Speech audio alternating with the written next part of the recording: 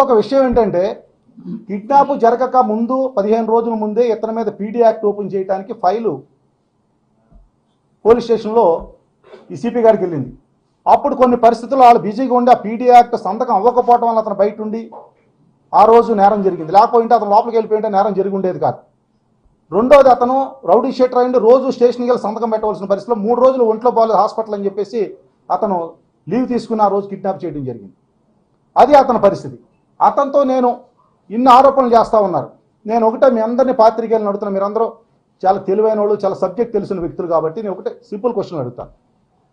ఏ రోజైనా మీరు నా గత 10 సంవత్సరాలు నేను ఒకటే నెంబర్ వాడుతూ ఉన్నాను, నా ఫోన్ డేటా తీసుకోండి. ఏ రోజైనా అతనితో ఒక్కరోజు నేను ఫోన్లో మాట్లాడినట్టు కానీ, అతనితో నేను కలిసి మాట్లాడినట్టు ఒక ఫోటోగ్రాఫ్ కానీ, ఒక వీడియో కానీ, అతని గురించి నేను ఎవరికైనా రికమెండేషన్ చేసినట్టు కానీ ఏదైనా ఉంటే మీరు ఏ నేరానికి ఏ శిక్ష విధించినా నేను దాన్ని సిద్ధం. రెండోది, పోనీ ఇన్ని సంవత్సరాలు అతను అడ్డు పెట్టుకునే నేరాలు చేశానంటున్నారు కాబట్టి ఇన్ని కేసులు తెలుగుదేశం ప్రభుత్వం అతని మీద రిజిస్టర్ అయినాయి, వైసీపీ ప్రభుత్వం అతని మీద రిజిస్టర్ అయినాయి. ఏ రోజైనా ఈ కేసుల్లో ఎంవివి సత్యనారాయణ గారి మీద ఎవరన్నా ఇందులో ఇన్వాల్వ్మెంట్ ఉందని ఎవరన్నా రాశారు నా పేరు? పోనీ ఎంపీ అయితే నా మీద భయపడి అనుకోవచ్చు.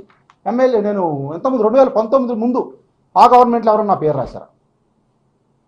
కేవలం అతను చాలా క్రిమినల్ మైండ్ ఉన్న వ్యక్తి కాబట్టి అక్కడ శరత్ అనే మా అబ్బాయి ఒక్కడే ఉంటున్నాడని గమనించి అతన్ని బంధించి శిక్షిస్తే డబ్బులు వస్తాయని కేవలం ఒకే ఒక ఆలోచనతో ఆ రోజు అతను చేయడం జరిగింది. ఆ రోజు నేను హైదరాబాద్లో లేకపోవటం, మా వైఫ్కి మా అబ్బాయితో ఫోన్ చేయించి మరీ పిలిపించుకుని ఒంట్లో బాగోలేదని పిలిపించుకోవటం, అదేవిధంగా మళ్ళీ మా వైఫ్తోని శరత్తోని మళ్ళీ జీవి గారిని ఫోన్ చేసి రప్పించుకోవటం, తర్వాత మళ్ళీ నన్ను కూడా పిలిపించాలనే ఉద్దేశంతో అతను చేయటం. కానీ నేను హైదరాబాద్లో ఉండటం వలన అప్పటికే నాకు అనుమానం వచ్చి వీళ్ళ ఫోన్లు ఎందుకు ఎత్తలేదని డౌట్ వచ్చిన వెంటనే పోలీసుకి ఇన్ఫర్మేషన్ ఇచ్చి ఆ రోజు నేనే ఇన్ఫర్మేషన్ ఇచ్చి చెప్పడం జరిగింది. సో ఎంత దారుణమైన వార్తలు ఇవాళ ఈనాడు పేపర్, లార్జెస్ట్ సర్క్యులేటెడ్ పేపర్ అది. పార్టీలు ఇష్టం ఉండొచ్చు, తెలుగుదేశానికి వాళ్ళు సపోర్ట్ చేయొచ్చు, ఈనాడు తెలుగుదేశం పేరు పెట్టుకోవచ్చు, ఏదైనా పెట్టుకోవచ్చు. కానీ వ్యక్తుల్ని వాళ్ళ వ్యక్తిగత ప్రతిష్ట దిగజారే విధంగా ఏ ఒక్కరు చేసినా అది కరెక్ట్ కాదనేది నా ఉద్దేశం. దీని మీద మేము కూడా లీగల్గా ప్రొసీడ్ అవ్వచ్చు, మేము కూడా కోర్టులో కేసులు వేయచ్చు. ఏ రోజైనా మేము వేసాం ఆ కేసులు. సరే ఏదో రాసుకుంటున్నారులే, రాసుకొని చెప్పి ఏ రోజు మేము పట్టించుకోలేదు. మొన్న నిన్న ఈరోజు కంటిన్యూగా రాష్ట్ర వ్యాప్తంగా అంటే ఎంవివి సత్యనారాయణ 27 సంవత్సరాలు 1997లో ఇక్కడ నేను బిజినెస్ స్టార్ట్ చేశాను. 100 అపార్ట్మెంట్లు ఇక్కడ కట్టాను, నేను హైయెస్ట్ అపార్ట్మెంట్స్ కట్టాను. ఏ ఒక్కరోజు నా మీద ఏ ఒక్క కన్జ్యూమర్ కానీ, ఒక కస్టమర్ కానీ, ఒక ల్యాండ్ ఓనర్ కానీ నా మీద కేసు ఫైల్ లేదు ఎక్కడో కూడా. ఒక్క కేసు ఈరోజు తెలుగుదేశం ప్రభుత్వంలో ఉన్న కళ్ళ వెంకటరావుతో గొడవ అయింది. ఒకరోజు మాస్టర్ ప్లాన్ 80 ఫీట్ రోడ్ ఆయన సైట్లోంచి వెళ్తుంది కాబట్టి ఆయన అబ్జెక్షన్ చేశాడు కాబట్టి ఆయనకి నాకు ఘర్షణ అవడం, ఆయన మీద కేసు పెట్టడం అవన్నీ కూడా అందరికి తెలిసిన విషయాలే. అంతే తప్ప ఏ ఒక్కరితో నాకు ఘర్షణలు కానీ గొడవలు కానీ లేవు. ఇటువంటిది ఈరోజు ఎంత దుర్మార్గంగా నా మీద ఇలాంటి వార్తలు రాయటం చాలా మనస్సుకు బాధ కలిగించే విషయం కాబట్టి ఈరోజు మీ అందరి ముందు కూడా ఇది తెలియజెప్పడానికి వచ్చేయనని తెలియజేస్తా ఉన్నా. ఇది ముఖ్యంగా ఈ హేమంత్ అనే వ్యక్తి ఏ ఒక్కరోజు కూడా నాకు సంబంధాలు లేవు, అతను ఎవడో నాకు తెలియదు, అతనితో నాకు వ్యాపార లావాదేవీలు లేవు, సైట్ డీల్స్ లేవు, సైట్ కొంటాలు లేవు, సైట్ అమ్మటాలు లేవు. అదేవిధంగా అతనికి ఒక కారు కాదు కదా, ఒక ఆటో కాదు, ఒక మోటార్ సైకిల్ కూడా నేను గిఫ్ట్ ఇవ్వలేదు ఈ రోజు కూడా. అదేవిధంగా విల్లా కాదు కదా, ఒక కనీసం గుడిసు కూడా గిఫ్ట్ ఇవ్వలేదు, ఒక స్థలం కూడా గిఫ్ట్ ఇవ్వలేదు. ఏదైనా గిఫ్ట్ ఇచ్చి ఉంటే ఇవన్నీ చేత్తో ఇచ్చిపుచ్చుకునేవి కాదు, అన్ని రికార్డెడ్గా ఉండాలి. ఒక వెహికల్ ఇవ్వాలంటే 5 వెహికల్స్ ఇవ్వాలంటే 5 వెహికల్స్ తాలూకా ఆర్టీఓలో ఆఫీస్లో ట్రాన్స్ఫర్ చేయాలి, నా పేరుతో కొనాలి, నేను ఫైనాన్స్ కట్టాలి, ఆ కారు అతని పేరు ఇవ్వాలి, లేదంటే నేను డబ్బులు పెట్టుకోవాలి అతని పేరుని ఇవ్వాలి. 5 కార్లు పోనీ నేను ఇచ్చాను, ఎక్కడున్నాయి చెప్పానండి కార్లు? ఏ కారు ఎక్కడుంది చెప్పానండి? 5 విల్లాలు ఎక్కడున్నాయి చెప్పానండి? 12 స్థలాలు ఎక్కడున్నాయి చెప్పానండి? ఇంత ప్రాపర్టీ ఉన్న వ్యక్తి ఇటువంటి పనులు కార్యక్రమాలు ఎందుకు చేస్తాడో మనందరికీ అర్థం కాని విషయం. సరే దయచేసి మీరందరూ కూడా ఈ విషయాన్ని గమనించవలసిందిగా మీ అందరికీ కూడా నేను చేతులెత్తి వేడుకుంటా ఉన్నా. నాకేంటంటే ఇవాళ ప్రెస్ మీట్ పెట్టవలసిన అవసరం కూడా నేను వద్దు అనుకున్న మార్నింగ్ కూడా ఇవాళ సరే ఈ పేపర్ చూసిన రోజు పొద్దున పేపర్ చూసే పని ఏంటంటే మాకు నిజంగా మీ అందరు పాత్రికేయులందరికీ చెప్తాను, మనసు బాధతో చెప్తాను.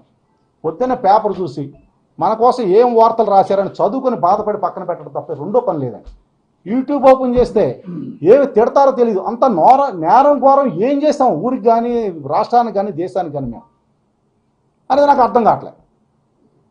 సరే ఇంకో విషయం, సరే ఈ కిడ్నాప్స్ మ్యాటర్ ఇది, దయచేసి కిడ్నాప్లో మీరు ఇప్పటికైనా గమనించండి. ఈటీవీ వాళ్ళు కానీ ఈనాడు వాళ్ళు కానీ ఉంటే వాళ్ళు కూడా రాసుకోండి సార్ దయచేసి. ఆంధ్రజ్యోతి ఏబిఎన్ కానీ ఉంటే ఈ కిడ్నాప్ వ్యవహారంలో నేను ఎంక్వైరీ, మనకు ఒక పెద్ద ఆఫీసర్ ఎవరో జైలుకి వెళ్ళి కూడా ఎంక్వైరీ చేసుకున్నారంట. మంచిది, చేసుకుంటే డీటెయిల్డ్గా ఏదైతే వాళ్ళు అంతకుముందు షార్ట్ షీట్ ఫైల్ చేశారు, షార్ట్ షీట్లో ప్రతి ఐటమ్ని రీఓపెన్ చేసి చేసుకోమని చెప్పి నేనే కోరుతా ఉన్నా. కోరితే వాళ్ళు కూడా అర్థమవుతుందని కూడా తెలియజేస్తా ఉన్నా. మీరందరూ కూడా దయచేసి ఆ విషయాన్ని కూడా మీరు ప్రజలకు తెలియజెప్పవలసింది కోరుతా ఉన్నా. ఇది 13 కేసులు ఉన్న వ్యక్తిత్వం. అత్యంత దారుణంగా ఒక మహిళని మర్డర్ చేసి, రేప్ చేసి మర్డర్ చేసిన వ్యక్తిత్వం. అటువంటి వ్యక్తికి ఇవాళ వెనకేసుకొచ్చిన అలాంటి వ్యక్తిని మీరు ఇవాళగా మాట్లాడుతూ ఉన్నారంటే మరి ఏంటి అనేది మాకు అర్థం కావట్లేదు. ఇంకా రెండోది, ఈ మధ్యన సిరిపురం గొడవ రోజు చూస్తూనే ఉన్నాం. దాంట్లో 2 ఎలిగేషన్స్. ఒకటి, రోడ్డుకి అడ్డంగా రాళ్లు పెట్టించేసి అందరినీ ఇబ్బంది గురి చేశాను అనేది.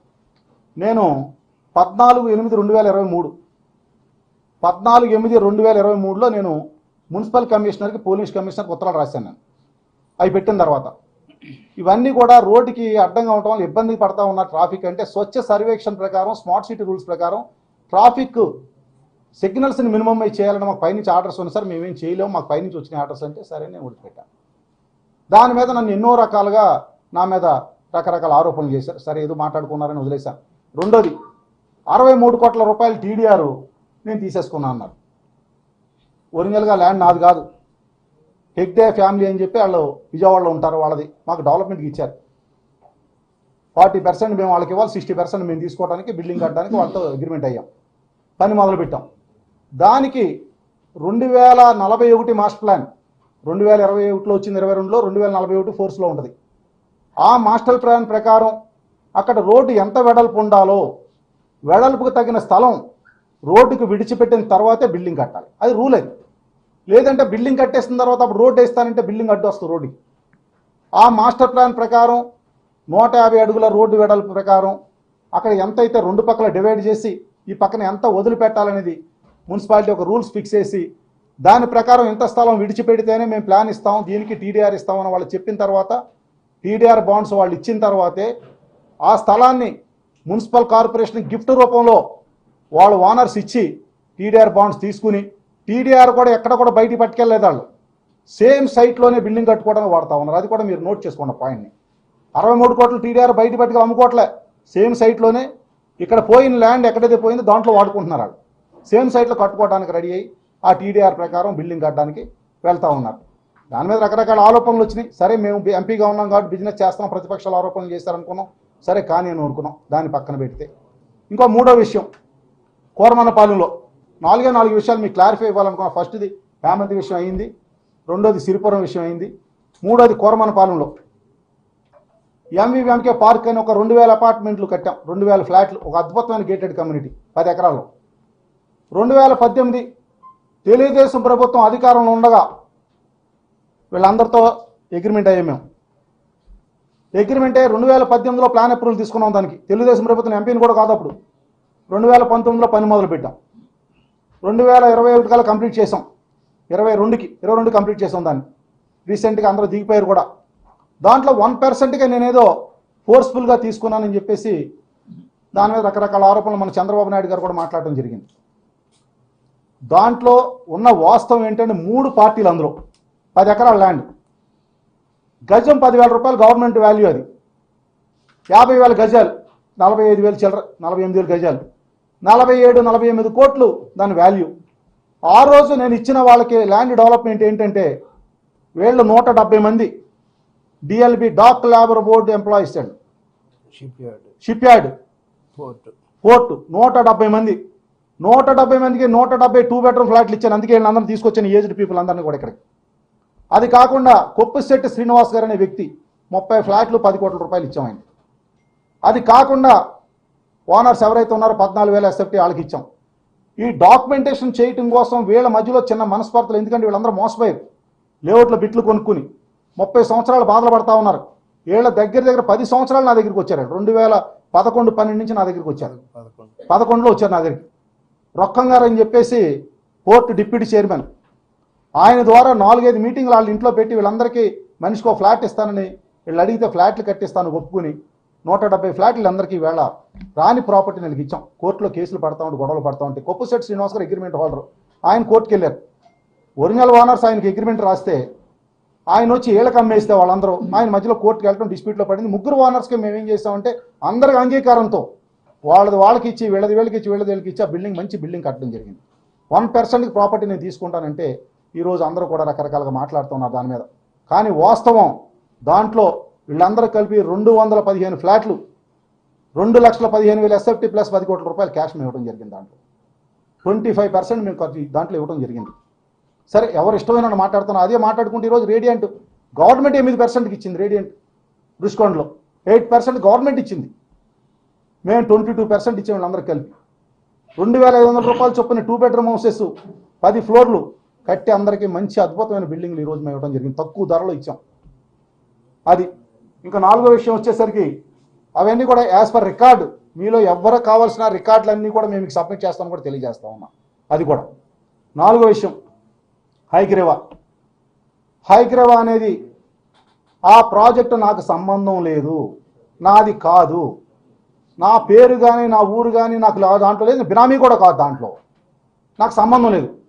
ఒకే ఒక్కటి మా చార్టెడ్ అకౌంటెంట్ జీవి గారు 2019 జనవరిలో జగదీశ్వరుడు కంపెనీ హైగ్రేవా లోన్లు కట్టలేక ఎన్పీలోకి వెళ్ళిపోతుంటే 15 కోట్లు ఆ రోజు బ్యాంకులో కట్టాలని చెప్పేసి అంటే నన్ను వచ్చి జీవి గారు అడిగితే ఆయన ఎవరో కూడా చూడకుండా జీవి గారి మాట కోసం 15 కోట్ల రూపాయలు నేను ఆర్టీ చేసేసాను ఆ రోజు. తర్వాత సబ్సిక్వెంట్గా నాకు ఇచ్చారు, వేరే సంగతి అది. ఆ రకంగా 15 కోట్లే కాకుండా రకరకాలుగా జీవి గారు ఇరుక్కుపోవటం వల్ల, ఆ కేసుల్లో ఆ డబ్బులు ఇరుక్కుపోవటం వలన ఆ ల్యాండ్ తప్పక గతిలేక ఆ ల్యాండ్ తీసుకుని ఇవాళ దాన్ని కడతా ఉన్నారు బిల్డింగ్. దానికోసం అది ప్రభుత్వం అమ్మిన భూమి వీళ్ళు కడతా ఉన్నారు. సరే, అతను జగదీశ్వరుడు గురించి మీకు చెప్పాలంటే 114 కేసులు అతని మీద. 114 బ్యాంక్ అప్పులు ఎగ్గొట్టినవి అయితే, దొంగ సైట్లు అమ్మేసినవి అయితే, దొంగ సైట్లు బ్యాంకులో పెట్టేసినవి అయితే, ప్రభుత్వ భూములు బ్యాంకులో పెట్టేసి అప్పులు తీసుకునేది 114 కేసులు అతని మీద రిజిస్టర్ అయి ఉన్నాయి. సిబిఐ, సిఐడి, కస్టమ్స్ వాళ్ళు, ఇన్కమ్ ట్యాక్స్ వాళ్ళు, పబ్లిక్, ఇంతమంది అతని మీద కేసులు పెట్టున్నారు. ఈరోజు అతను ప్రజలను మోసగించడం తప్ప రెండో చేసే పని లేదనేది అందరూ మాట్లాడుకునే విషయం. సరే, దాంట్లో కూడా నన్ను ఇన్వాల్వ్ చేసి నన్ను ఇరికేస్తా ఉన్నారు దాంట్లో. సరే, దాని గురించి కూడా చెప్తాను. ఆ ప్రాజెక్టుకి నాకు ఏ విధమైన సంబంధం లేదు. ఓన్లీ జీవి గారు మా స్నేహితులు, మా వెల్విషర్ కాబట్టి ఆయన ప్రాజెక్టు కన్స్ట్రక్షన్లో ఆయనకు అనుభవం లేదు కాబట్టి కన్స్ట్రక్షన్ కావాల్సిన సలహాలు, సంప్రదింపులకి నేను ఏ విధంగా చేయాలో చెప్తాను తప్ప ఏ విధంగా నాకు ఫైనాన్షియల్గా ₹1 నేను దాంట్లో పెట్టలేదు, ₹1 నేను తీసుకోలేదు.